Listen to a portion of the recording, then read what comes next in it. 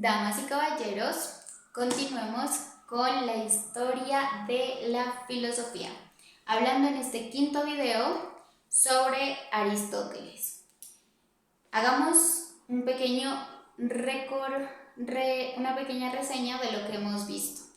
En el video número 1 de Historia de la Filosofía miramos los orígenes del conocimiento. En el segundo miramos las primeras escuelas filosóficas y científicas que existieron. En el tercer video hablamos acerca de la historia de los sofistas y algunos de ellos. En el cuarto video hablamos acerca de Sócrates y las escuelas socráticas menores. En el anterior, en el quinto video, hablamos acerca de Platón y de su increíble sistema. Y en este video vamos a hablar acerca de Aristóteles.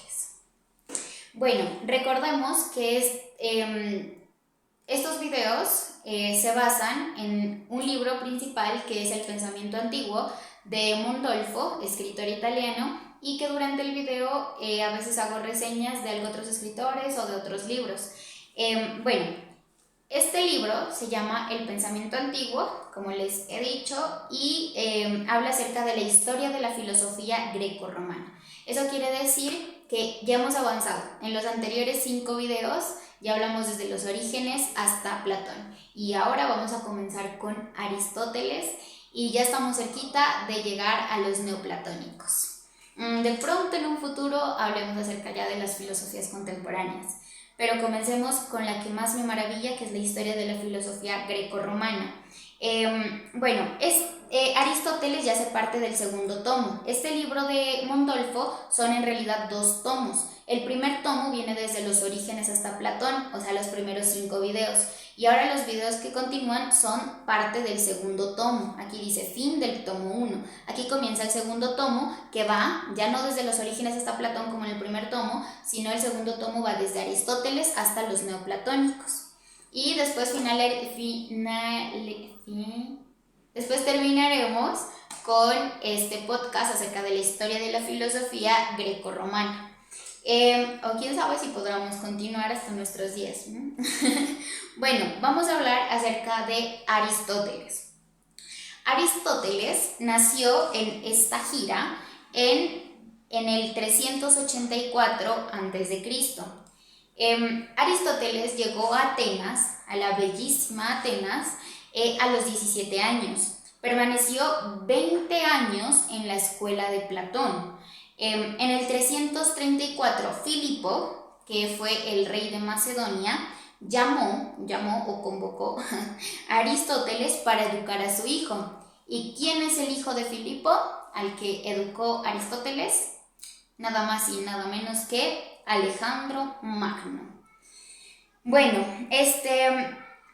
aquí hay otro punto. Aristóteles tenía un gran odio por el partido nacionalista ateniense. Él no tenía el odio se lo tenía el partido a Aristóteles. El odio del partido nacionalista ateniense, del cual era jefe Demóstenes, dirigió contra el filósofo, o sea, ellos tenían el odio contra Aristóteles y dirigieron contra el filósofo la acusación de impiedad. Aristóteles, para evitar la suerte de Sócrates, recordemos que Sócrates lo asesinaron por supuestamente corromper a las juventudes, y aquí también estaban a punto de hacer lo mismo, culpando a Aristóteles de impiedad. Entonces, antes de que lo asesinaran, Aristóteles, para evitar la suerte de Sócrates, se retiró a Calcidia, en la que murió al año siguiente, en el 322, a la edad de 62 años. Recordemos, Aristóteles fundó su escuela entre las umbrosas arboledas. Ustedes recuerdan que a la escuela de Aristóteles se le dicen también los peripatéticos. Aquí vamos a ver por qué se le dicen los peripatéticos. Hay unas arboledas que se llamaban, en Grecia se llamaban peripatoi. Y resulta que estaban como alrededor del templo de Apolo Liceo y eran vecinas al gimnasio, estas umbrosas arboledas. Entonces, Aristóteles fundó su escuela ahí, fundó su escuela entre las arboledas circundantes que estaban alrededor del liceo, del templo de Apolo Liceo, y que estaban también alrededor del vecino gimnasio. Entonces él fundó en el medio su escuela. Por este lugar y por el hábito de Aristóteles, era que él daba sus lecciones paseándose por las calles de las arboledas. De hacer esto, de pasearse por las calles de las arboledas y de estar rodeada de las peripatoi, de las umbrosas arboledas, le proviene a su escuela los nombres de peripatéticas o de liceo. Peripatéticas, la escuela peripatética, como ya dije, por las umbrosas arboledas, y de liceo porque se posicionaron al lado del templo de Apolo Liceo y del vecino gimnasio. Bueno, ahorita voy a nombrar las obras de Aristóteles, como hicimos también en el video de Platón. Las obras y las fases de las diferentes obras de Aristóteles. Las obras, pues también que llegaron hasta nosotros, se dividen en 5 grupos. El primer grupo de las obras de Aristóteles es el grupo de la lógica, que fueron recogidas en el periodo bizantino. Estas obras son el Organón, donde trata las categorías de la interpretación sobre el juicio. La segunda obra es Los primeros analíticos sobre el silogismo. Tercera, Segundos analíticos sobre la demostración. Cuarta, Tópicos, que es las reglas de la discusión. Y la quinta, Refutaciones sofísticas. Estas son las obras que encontramos en el primer grupo de la lógica. En el segundo grupo es la retórica y la poética, que pertenecen a este segundo grupo de Aristóteles. El tercer grupo es de las ciencias naturales. Aquí encontramos su obra Físicas, donde habla de físicas, habla sobre la generación y la corrupción, sobre los problemas, la meteorología, la mecánica, etc. Por eso también se le denomina a Aristóteles, junto con Platón, los grandes sistemas, porque es increíble todo el sistema que alcanzan a abarcar y a escribir en sus obras. En el cuarto grupo está la filosofía primera, donde la obra que encontramos es Metapísica, se llama. Metapísica. Y en el último y quinto grupo encontramos sus obras de moral y de política, que son Ética a Eudemo, Ética a Nicómaco y Política de Aristóteles. Estas son todas las obras de Aristóteles que conservamos, ¿ok? Bueno, ahorita vamos a hablar de las 2 fases preparatorias de Aristóteles. O sea, como por así decirlo, lo que lo preparó, las 2 fases que lo prepararon para ya crear su propio sistema, así como pasó con Platón. Platón en su primera fase es muy influenciado por Sócrates, y ya después él empieza a desarrollar su sistema de las ideas, de la moral, de la política, etc. Bueno, la primera fase es la fase del platonismo místico. Así como Platón fue muy influenciado por Sócrates porque fue su maestro, asimismo Aristóteles es muy influenciado por Platón en su misticismo y en su mundo de las ideas. Entonces la primera fase es la fase del platonismo místico de Aristóteles, y la segunda fase es la de transición, donde ya Aristóteles critica la teoría de las ideas de Platón y donde da pruebas de la existencia de Dios y de una teología astral. Bueno, comencemos con la fase del platonismo místico. En esta fase, Aristóteles parece preocuparse por el problema del alma y por su inmortalidad y naturaleza divina, por su oposición al cuerpo y a la vida terrena, de su aspiración a la liberación final. Primero se ve la vida como vanidad. Primero Aristóteles ve la vida como vanidad, como suciedad y sin valor, como penitencia del alma. Después se la revaloriza como contemplación de lo divino y preparación para la purificación total. Como podemos ver, digamos que Aristóteles al comienzo era un pesimista, tipo Schopenhauer, tipo Nietzsche, que dice que la vida no tiene valor, es una vida llena de suciedad y de vanidad. Pero después la revaloriza, diciendo que, o sea, primero, la desvaloriza para luego valorizarla de nuevo. Entonces después la revaloriza como una contemplación, donde la vida se vuelve contemplación de aquello que es divino y nos prepara para la purificación total. Bueno, nos dice también Aristóteles en esta fase de platonismo místico, nos dice que el alma es inmortal, que el alma es sustancia, por lo que no puede tener atributos. Nos dice que hay que desvalorizar la vida terrena, pues es suplicio para el alma, mejor es no haber nacido, dice Aristóteles. Pues dice que esta tierra no hace sino martirizar y esclavizar al alma por esta cárcel corpórea, que es el término que manejaba Platón, ¿no? Cárcel corpórea. Y después, como les dije, hay una revalorización de la vida humana que solo se da a través del intelecto. Recordemos cómo es importantísima la sabiduría y el conocimiento para llegar a las virtudes, ¿no es cierto? Bueno, dice que solamente podemos revalorizarnos a través del intelecto y de la contemplación. Solo así podemos purificar nuestra alma y podemos liberarla a través de la muerte. Entonces Aristóteles dice es algo muy importante, que dice que la inteligencia es nuestro Dios. Y dice entonces que se debe filosofar o decir adiós al vivir, que o solamente nos ponemos a filosofar, a buscar el conocimiento, o es mejor dejar de vivir y huir de aquí como si todo el resto pareciera gran vanidad y frivolidad. Y Pitágoras nos da una frase aquí también que dice: todo hombre está creado bajo la dirección de Dios para conocer y para contemplar. Pitágoras también es increíble, y él dice que la esencia de la vida está en la contemplación de la naturaleza y en ir en busca de la sabiduría. Buscar la sabiduría es buscar el bien máximo. Esto es increíble. Y aquí hay una frase de Aristóteles que a mi parecer también es maravillosa, que dice: si el hombre es un animal simple, y su esencia, la esencia del hombre, o sea, aquello que nos hace hombres, que nos hace de alguna forma superiores al resto de animales, es nuestra razón y nuestra inteligencia.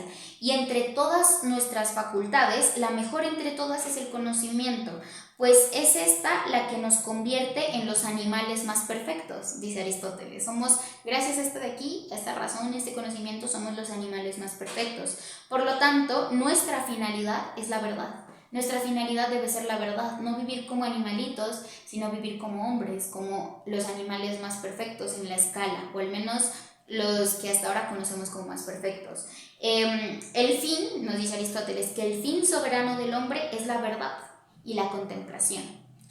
Bueno, y así nos termina hablando de su primera fase, donde está en su fase muy platónica y mística, y luego pasa a una segunda fase, que es la fase de transición, en donde ya critica la teoría de las ideas de Platón y donde prueba la existencia de Dios y de la teología astral.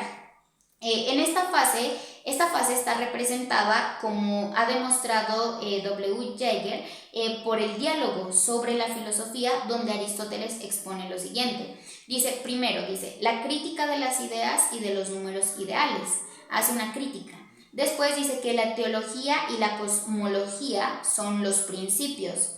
Y aquí hay una explicación de Cicerón que dice: el Dios supremo espiritual es la mente, dice, el Dios supremo espiritual es la mente, el mundo eterno y divino, y el éter como elemento celeste, también divino, y movido en eterna revolución por divinas inteligencias motoras.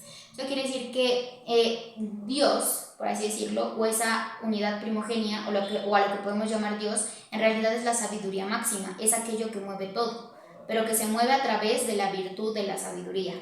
Dice que la prueba ontológica, la ontología, si no me equivoco, es una rama de la metafísica, ¿no? Y es la que estudia el ser como en realidad la metafísica de por sí no estudia lo intangible, pero la ontología estudia el ser, en especial la constitución del ser. La prueba ontológica de la existencia del Dios Supremo es la escala de valores, donde el ser más óptimo está en la cima. Esto también yo lo expliqué en un anterior video. Verán, esto a mí me parece también es maravilloso. Aristóteles dice que nosotros supongamos que aquí hay una escalerita, así, una escalerita así. Acá, en esta partecita de la escalera, pongamos al ser vivo más pequeñito que exista, pongámosle, no sé,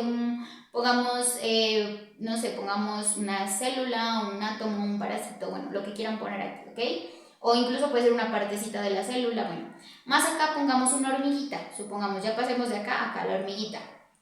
De una hormiguita pongamos un elefante, de un elefante pongamos una ballena, de la ballena pongamos al hombre. El hombre está acá, ¿no es cierto? Ha subido, esta es una escala de valores, lo que llama Aristóteles.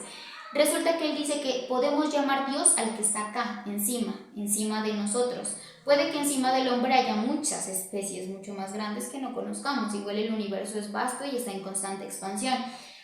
Pero ¿a quién le denominamos Dios? Al que está más alto acá en esta escala de valores. Y esa es la prueba ontológica de Aristóteles. Dice que le denominamos Dios al mayor ejemplo de majestad y de sabiduría que permanece en el universo y que no alcanzamos a conocer, porque nosotros seguimos siendo muy, muy, muy pequeñitos.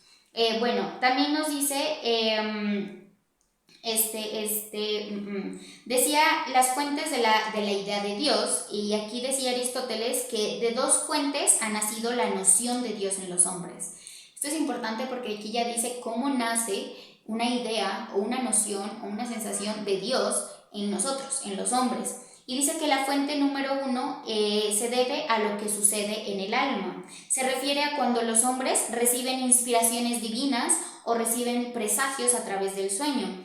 Y Aristóteles nos dice esto muy increíble acerca de los sueños. Dice, el sueño es la forma del alma de encontrarse sola en sí misma, de recuperar su naturaleza y pronunciar el futuro.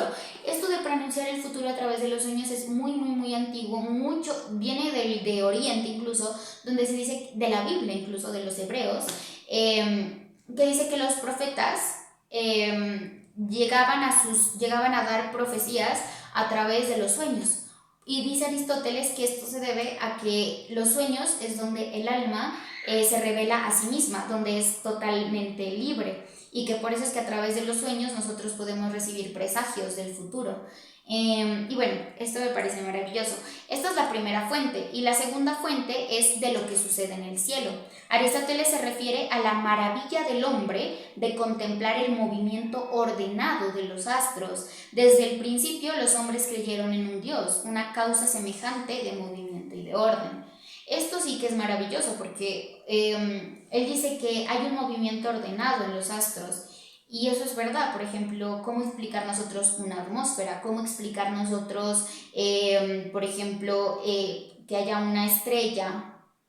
Una estrella, creo que sí, pues el sol, que haya un sol y que haya un movimiento alrededor, y que hayan magnitudes y que haya rotación y que haya, ¿cómo se llama la otra?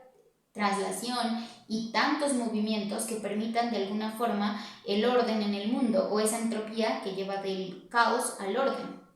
Eso sí es increíble. Bueno, así la experiencia espiritual a la que se refiere cada uno de los tres filósofos, o sea, Sócrates, aquí de los tres filósofos no nos habla de Sócrates. Recordemos que Sócrates no fue un filósofo naturalista. Él desarrolló más que todo la dialéctica como ciencia. Él ponía la dialéctica como de la mayor de las ciencias. Él desarrolló la dialéctica, desarrolló la mayéutica, a través de estas desarrolló temas de ética, y aunque tenía conocimientos muy leves acerca de los naturalistas, de química, física y así, no se lo considera como tal un filósofo naturalista. Pero Platón, Aristóteles y Kant, aquí aparece Kant, sí, ellos nos hablan de una experiencia espiritual a la que se refiere cada uno de los tres filósofos se refiere de manera diferente. Por ejemplo, para Platón, la conciencia de la esencia del alma está en el eterno movimiento. Para Aristóteles están las energías clarividentes del alma, y para Kant está la conciencia de la ley ética.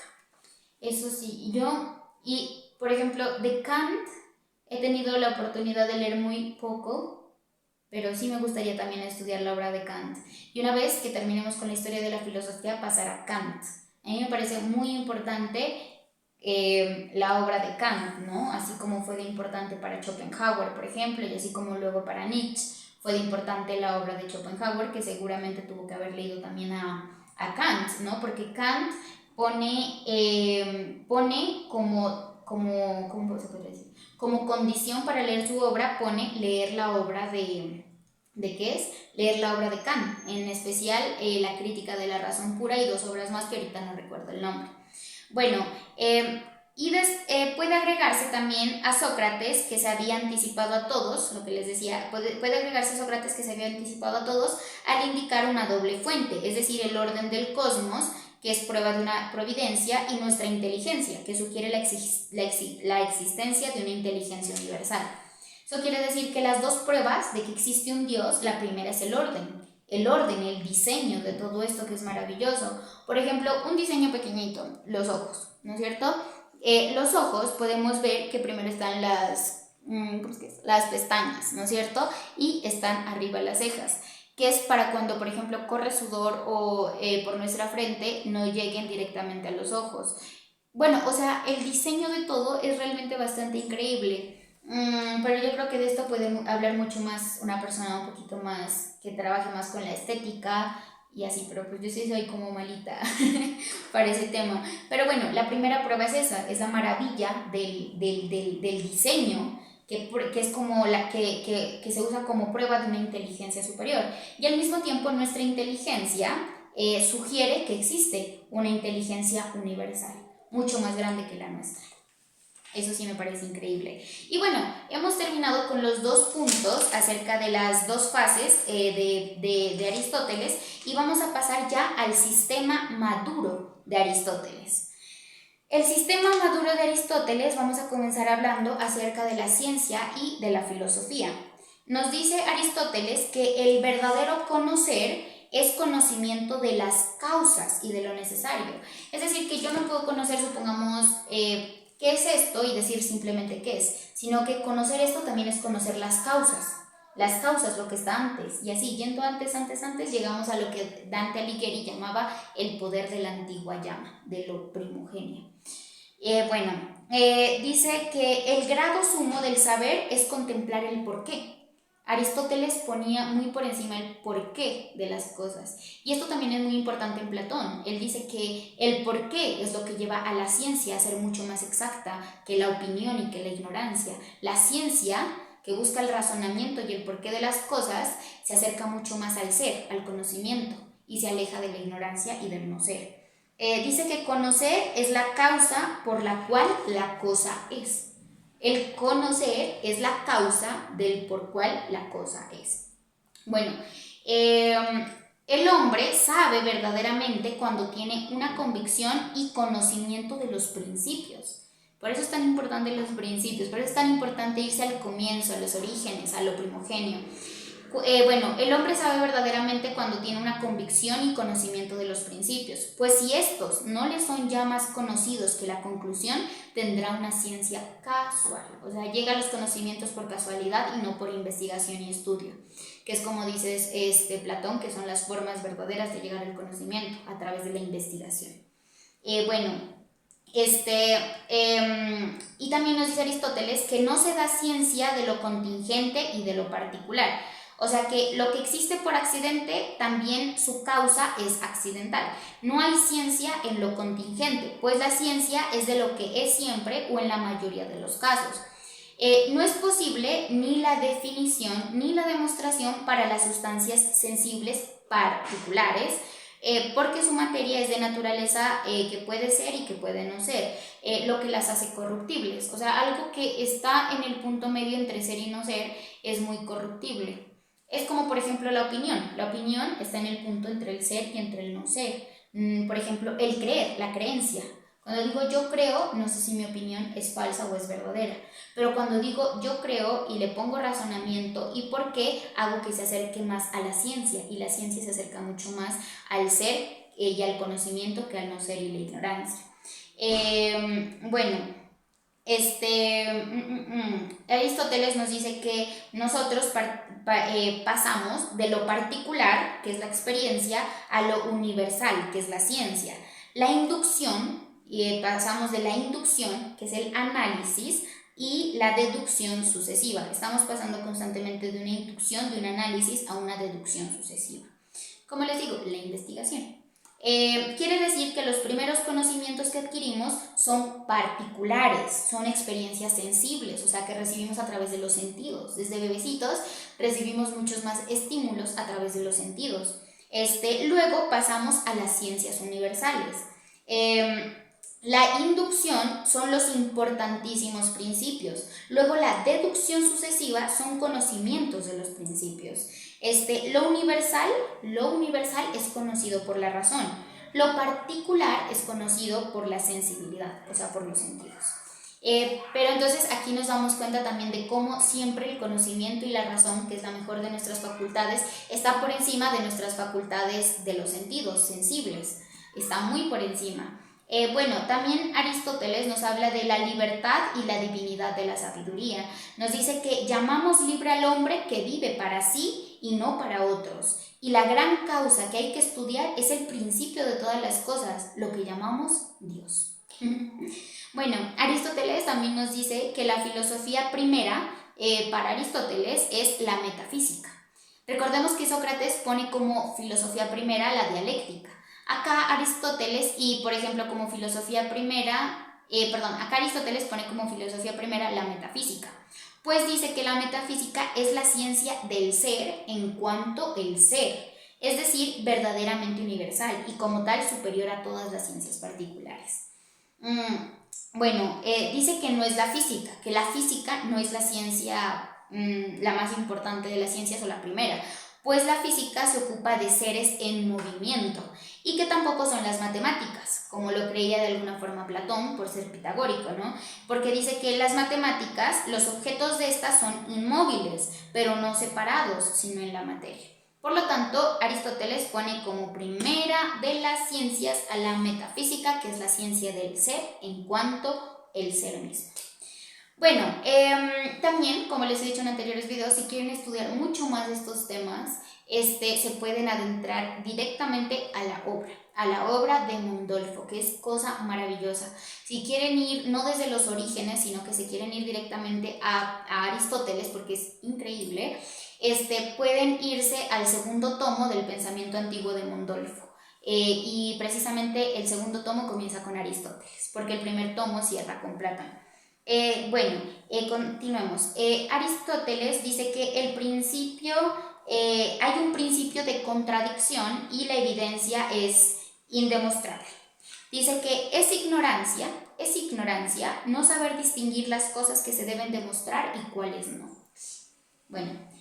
Si nada puede afirmarse con verdad, será falsa esta misma afirmación de que no se da ninguna afirmación veraz. Dice que hay demostración y refutación. Recordemos por qué es tan importante Grecia, que lo dije al comienzo. ¿Por qué en Grecia se da la primera escuela científica y filosófica que se da en la historia? Es porque es en Grecia donde la primera escuela nace con un espíritu científico y lógico. Se pone como primera de las ciencias a la lógica, y la lógica tiene como primer regla la demostración. La ciencia tiene como primer regla la demostración y la refutación, porque la ciencia jamás trata de llegar a todo con exactitud ni con arrogancia. Por eso también se dice que la ciencia es muy democrática. La ciencia a través de la demostración hace que el mundo crea, no a través de las creencias, a través de mitos, a través de rituales, sino a través de la demostración. Por eso la ciencia se acerca mucho al razonamiento y al conocimiento del ser como tal. La demostración por refutación es la demostración por el absurdo, dice. O sea que no podemos demostrar a través simplemente de la refutación, ya que de alguna forma también estamos llegando al absurdo. Nos dice que todo pensamiento y todo razonamiento se apoyan sobre el principio de contradicción. Esto quiere decir, la importancia de los contrarios, lo que hablábamos con Platón, la importancia de los contrarios, del bien y del mal, de cómo los contrarios se sostienen el uno al otro, de cómo el bien sostiene el mal y de cómo el mal sostiene el bien, y de cómo si se quita uno, se quitan los dos vértices, que si se arranca uno, sale el otro junto con él. Pero bueno, este tema lo expliqué mucho más en Platón, ya que Platón es el que plantea para mí de la mejor forma los contrarios.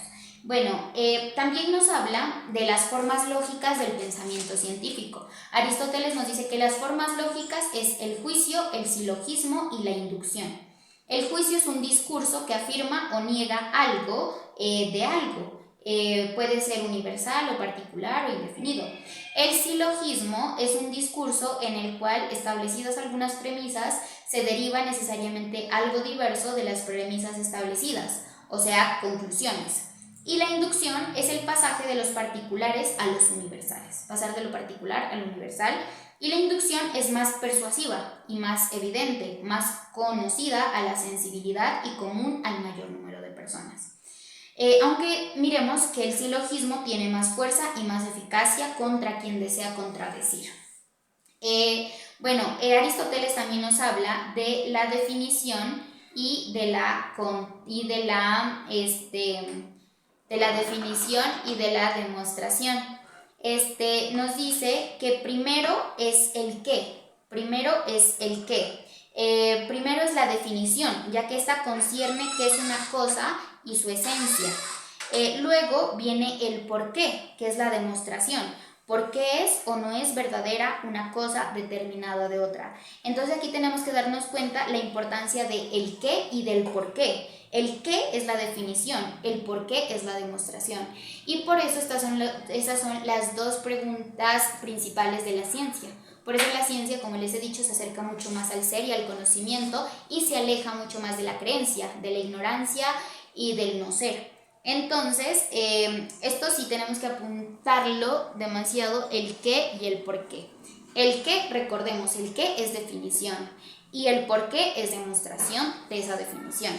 Bueno, también hay una división o clasificación. La división es casi siempre un silogismo débil que postula efectivamente lo que debe demostrar. Y bueno, todas las definiciones se sirven de axiomas. Esto sí es totalmente verdadero. La sabiduría o la filosofía es inteligencia y ciencia. Tenemos que mirar no a la filosofía, como he dicho muchas veces, como algo que solamente tratan los viejitos o aquellos que se la pasan dudando o aquellos que se ponen un vestido largo y que se van por las calles a predicar sus conocimientos, sino que la sabiduría se la tiene que ver como ciencia, ya que recordemos que la filosofía nace con los naturalistas. Los naturalistas son los primeros filósofos, que no solamente hablaban de moral, política, sino que también hablaban de química, física, biología, etc.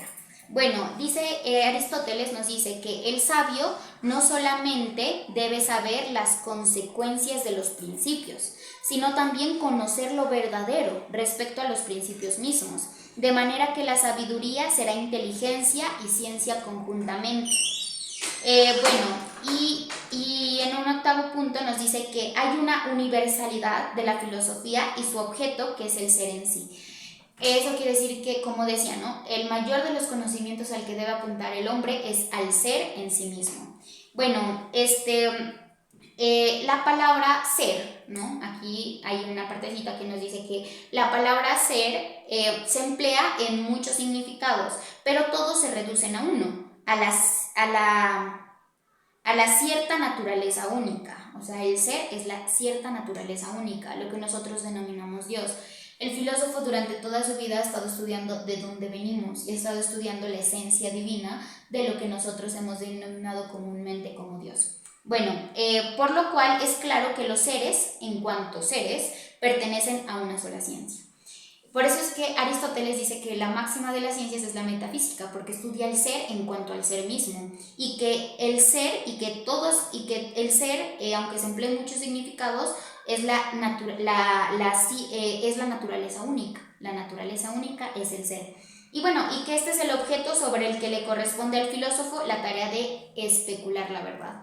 Porque recordemos que todos, como humanos, solamente podemos especular. Y de alguna forma hacer hipótesis constantes que están también en constante refutación. Más para nosotros aún es muy complicado y está muy lejano una verdad verdadera o una verdad absoluta sería. Bueno, después, como segundo punto, pasando de la ciencia y de la filosofía de Aristóteles, que ya podemos ver, nos habla sobre el alma y sobre la metafísica, diciéndonos que el objeto primordial del hombre y de sus estudios es la metafísica, el ser al cuanto el ser. Y en el segundo punto ya nos empieza a hablar del ser como constitución, como elemento. O sea, ya son los estudios metafísicos de Aristóteles. Nos dice que el ser es una sustancia y que tiene atributos. Nos dice...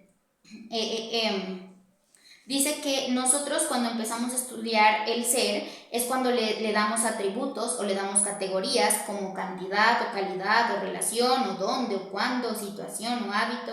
Bueno, las categorías resultan así como elementos y condiciones necesarias a la concebibilidad de lo real como real. Si faltase algunos de estos elementos, faltaría la realidad del ser concebido. Bueno, esto quiere decir que nosotros, cuando el metafísico empieza a estudiar al alma en cuanto al alma, como hacía Aristóteles, le empieza a dar constituciones, le empieza a dar características, por así decirlo, de las cuales no puede carecer porque dejaría de ser el ser.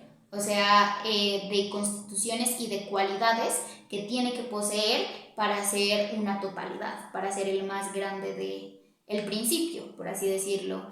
Y bueno, como les he dicho también, si se quieren adentrar mucho más a la obra de Aristóteles, lo pueden hacer porque es increíble, pero esta parte sí habla únicamente de la sustancia del ser, hablando de las cualidades. Por ejemplo, nos dice, por ejemplo, que los tres aspectos constitutivos de la sustancia son la materia, la forma y la unidad, llamándole a la unidad sinolo.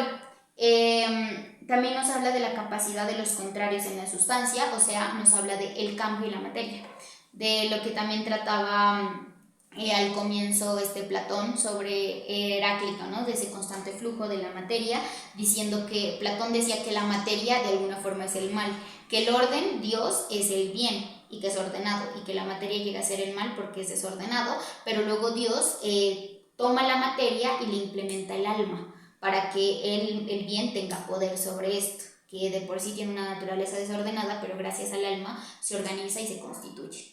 Esto es increíble también de Platón, sí, de Platón.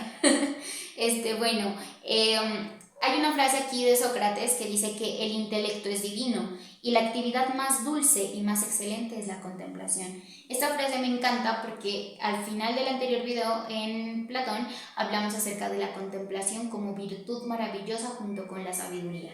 Bueno, en el tercer punto, como ya les dije, si se quieren adentrar más en la constitución que tiene Aristóteles sobre el alma, lo pueden hacer, porque no hay nada tan excelente como irse a la obra misma y no tomar esto sino como una reseña, como una historia. Bueno, en el tercer punto, Aristóteles nos habla acerca de la naturaleza, de la materia y de la forma. Voy a hacer un resumen. En este capítulo se pueden ver contradicciones en las definiciones que tiene Aristóteles. Aún así, su profundidad es virtuosa y compleja, hablando de magnitudes, de números, de potencias. Así que al igual que en el anterior capítulo, solo haré un breve resumen.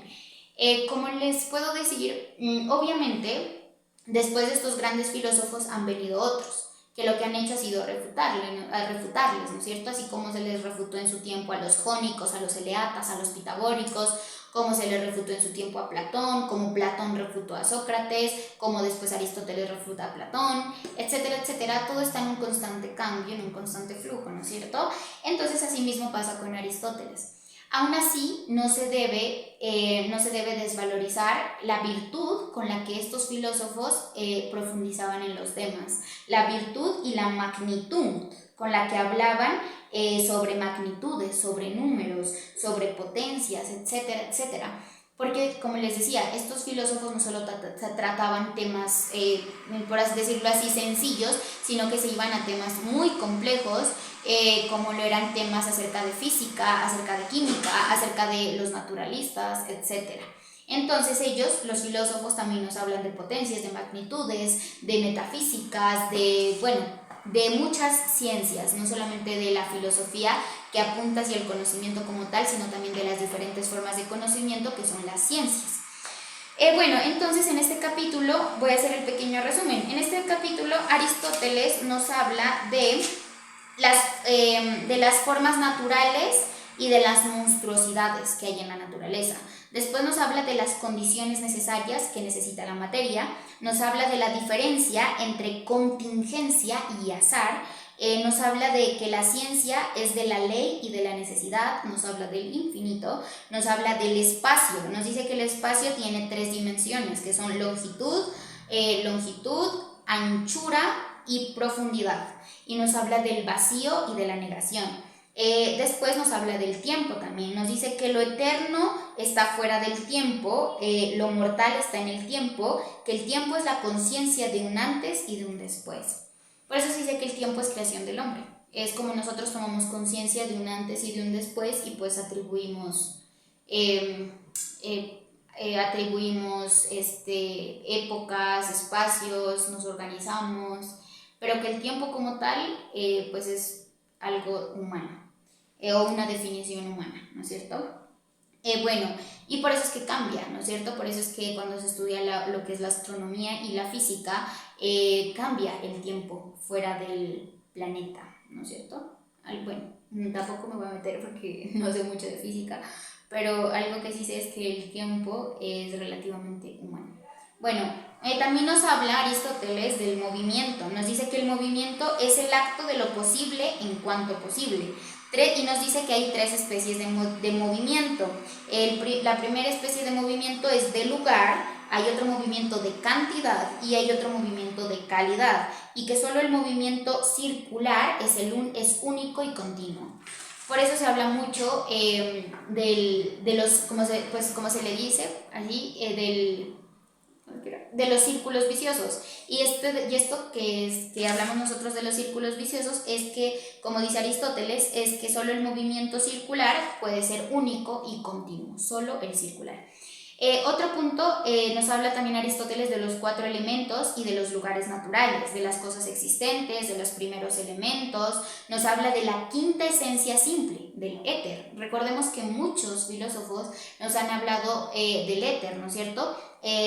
Nos han hablado de movimiento y de la eternidad inmutable, nos han hablado de que Aristóteles nos dice que lo perfecto por naturaleza es anterior a lo imperfecto, que perfecto es el círculo, nunca la línea recta.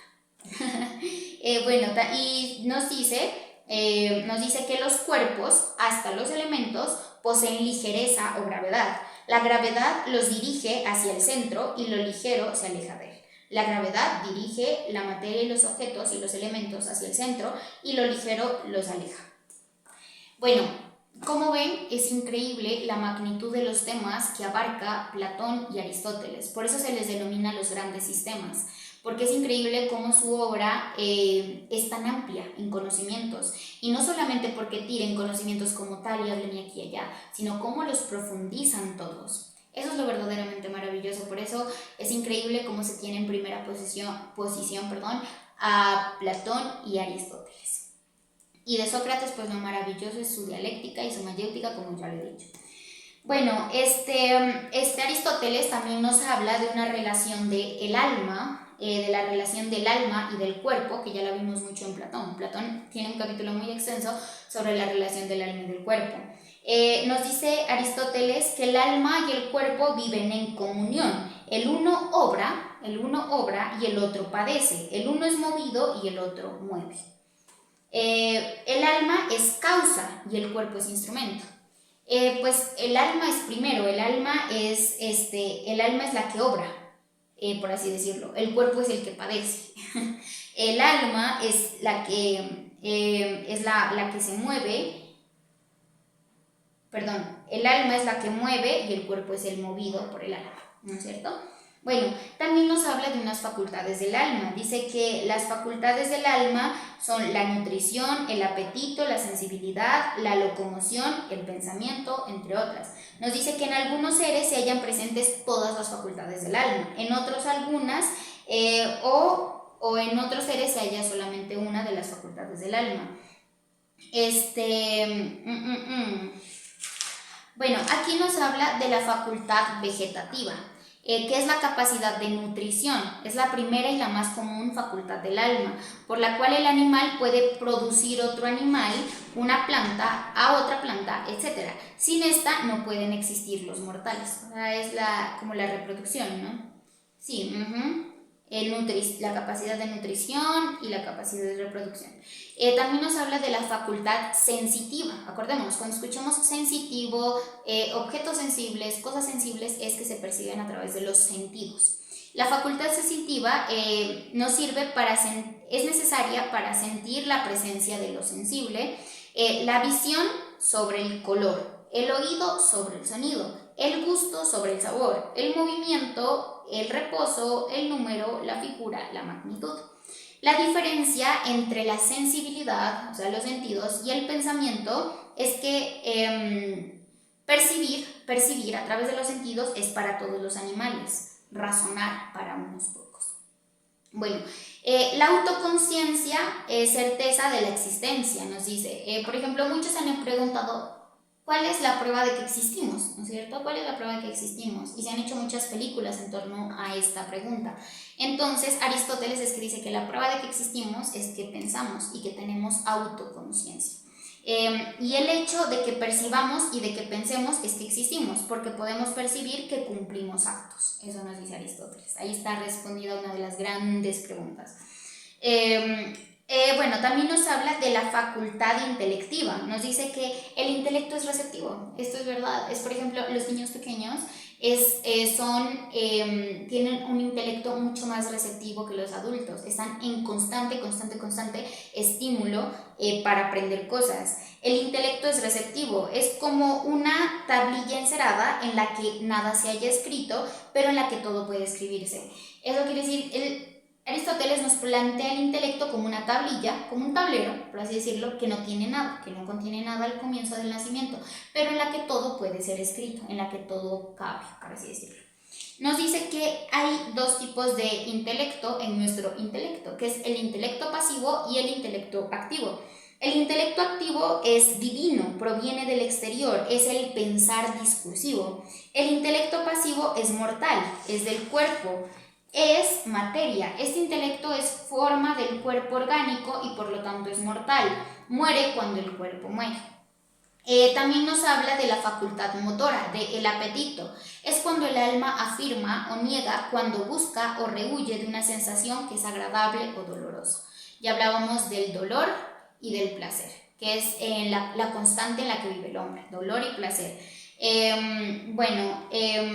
Y también esto que es voluntad, movimiento según razonamiento, le denominó Aristóteles como el intelecto práctico.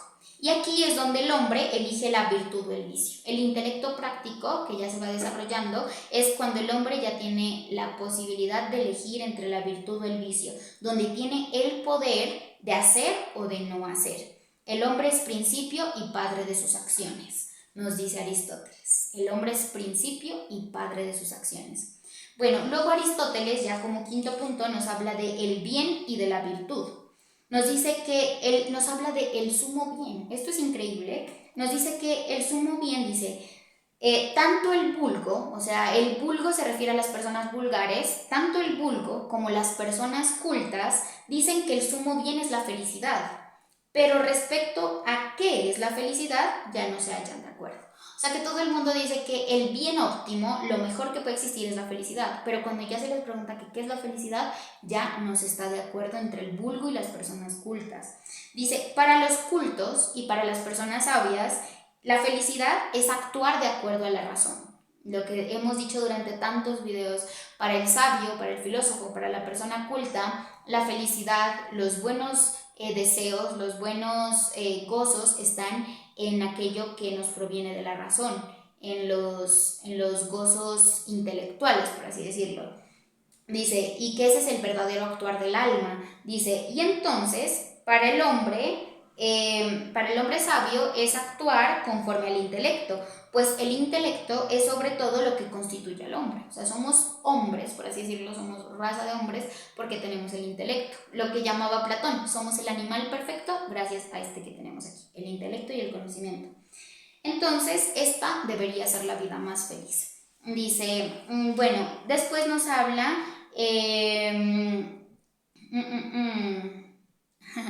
Hay algo que a mí me encanta, esto lo aprendí incluso mucho antes de haber comenzado, creo. Bueno, aquí nos habla acerca de Aristóteles nos habla de algo que a mí me parece muy increíble, que son las virtudes éticas y dianoéticas. Las virtudes éticas son las virtudes morales, o sea, la libertad, la temperancia, etc. Y las dianoéticas son las virtudes intelectuales, o sea, la sabiduría, la inteligencia y la prudencia. Esto es increíble, o sea, eso quiere decir que las virtudes éticas las posee la mayoría de las personas, o al menos hace algo por poseerlas, como la libertad, el bien, ¿qué más? La temperancia, como dice aquí, pero que hay otros, por ejemplo, los filósofos, sabios y personas de conocimiento que van por las virtudes dianoéticas, que son la prudencia y la sabiduría.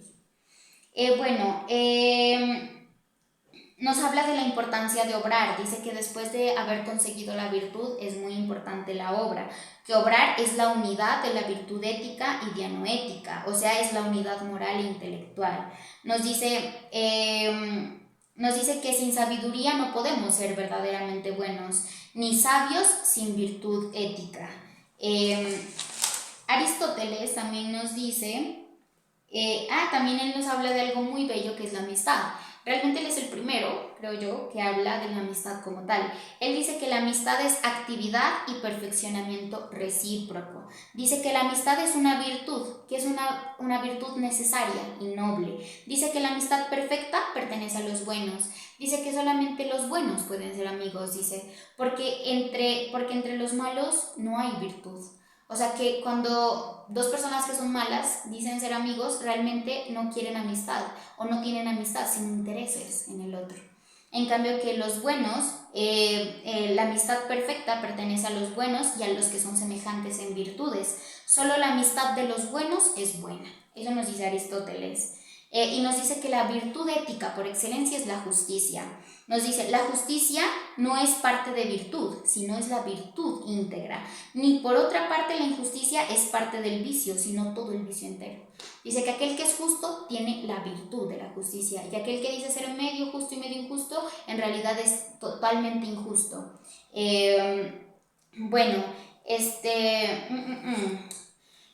Como sexto punto nos habla de la sociedad y del Estado. Nos dice que el sumo bien de la ciencia política es el bien colectivo. Es el bien colectivo. El bien es digno de ser amado, nos dice Aristóteles. Esto es muy lindo. El bien es digno de ser amado, también para un solo hombre, pero más bello y divino cuando es para naciones y para estados, y a este bien se le llama política. Cuando escuchamos el término política, yo tenía mucha repulsión hacia el término política. Yo ni quería oír hablar de política hasta que yo me empecé a adentrar en las primeras formas de la política, que son en Grecia es donde aparece la democracia, y es increíble cómo son las primeras formas de política. La política es virtud, la política es virtud. La politiquería no es virtud, es por decir la libertad es virtud sagrada, el libertinaje es vicio. Así mismo pasa acá, pero si hablamos de política, la política es el bien máximo de los hombres. La política, que pertenece a la buena democracia, es la mejor forma de gobierno que ha podido existir hasta ahora, que es mucho, mucho, mucho mejor que la tiranía, que la oligarquía, que la aristocracia y que la monarquía. Hay otra frase de aquí de Aristóteles que dice: lo que es propio de los hombres respecto a los otros animales es que solo él tiene el sentido del bien y del mal, de lo justo y de lo injusto. Nosotros tenemos que vivir en comunidad porque el hombre tiene sentido del bien y del mal, tiene sentido de lo justo y de lo injusto, por lo tanto solamente nosotros tenemos conciencia de la justicia. También nos habla de lo malo que es cambiar constantemente de leyes. Nos dice que las leyes deben permanecer. Es muy importante también hablar de leyes. Si la ley cambia constantemente, eso quiere decir que no tiene buenas bases. Pero la ley que permanece durante cientos de años incluso son las leyes que más fortalecen a los pueblos. Por eso es malo estar cambiando constantemente de leyes, y por eso es que también se habla de leyes universales, como decíamos creo que en el segundo video, que las leyes universales, por ejemplo el respeto mutuo, por ejemplo que un Estado tiene que apuntar hacia la paz y hacia el bien común, que es el máximo de los bienes, como nos dice Aristóteles. Y bueno, también nos dice que el ciudadano tiene el derecho de participar del poder deliberativo y judicial del Estado. Dice que la virtud del ciudadano y del magistrado es la misma que la del hombre óptimo, el cual primero debe obedecer y después mandar. Esto es muy importante. Todos en esta vida queremos buscar siempre derechos, exigimos derechos, pedimos derechos, luchamos por derechos, protestamos por derechos, queremos mandar, tener cargos políticos, pero no tenemos algo muy importante, no cumplimos con nuestros deberes.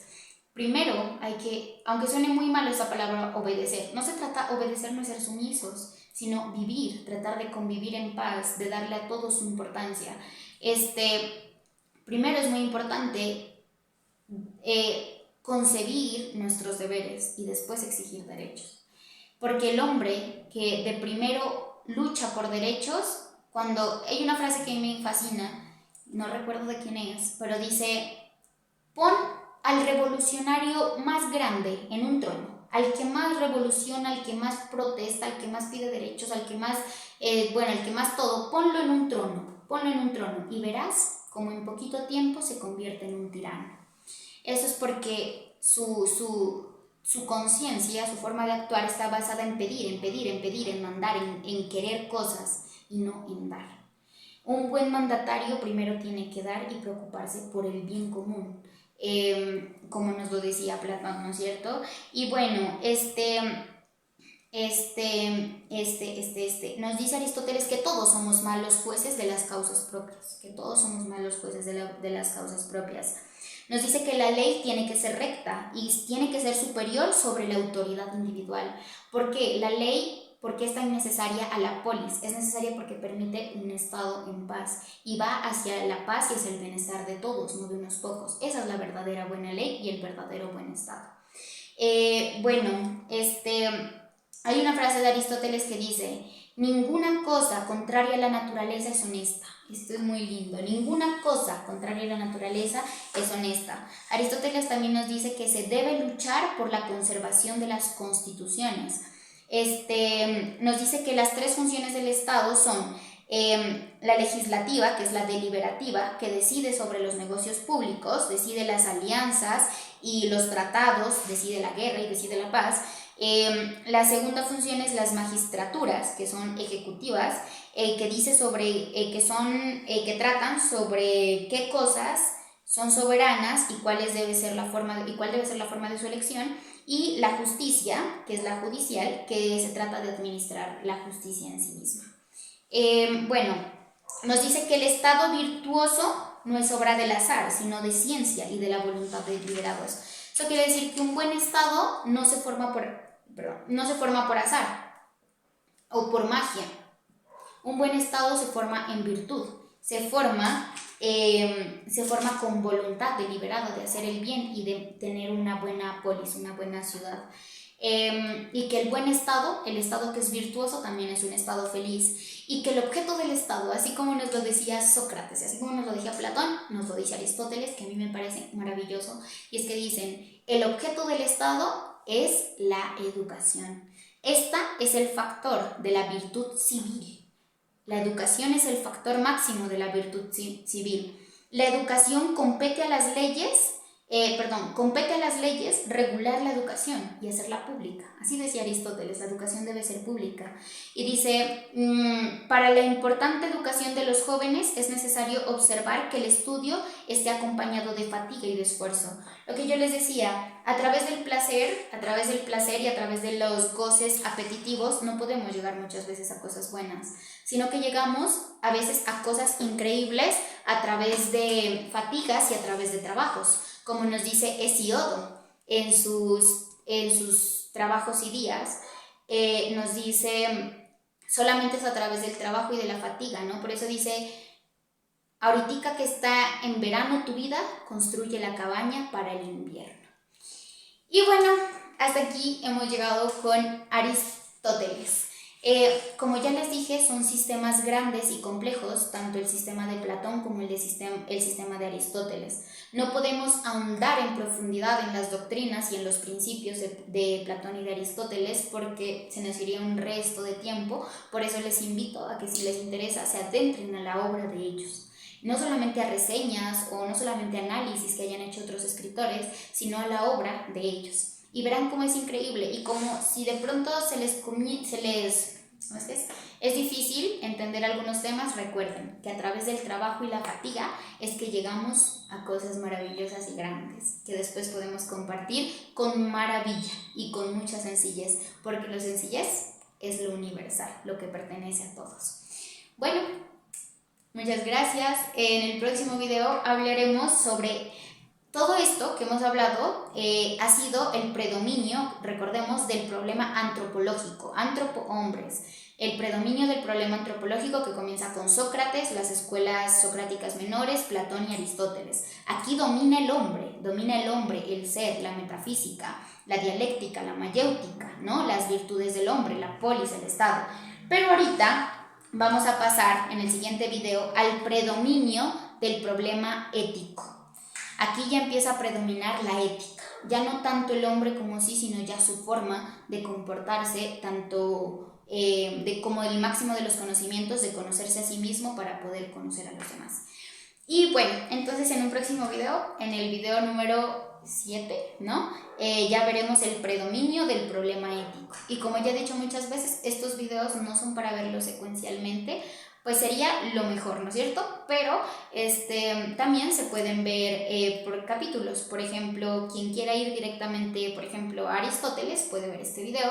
Quien quiera ir a los orígenes puede ir al primer video y así sucesivamente. Y bueno, muchas gracias. Esto ha sido todo con el excelentísimo y magnífico Aristóteles, muy completo en sabidurías. Y nos vemos en un próximo video para hablar de el problema ético. Gracias.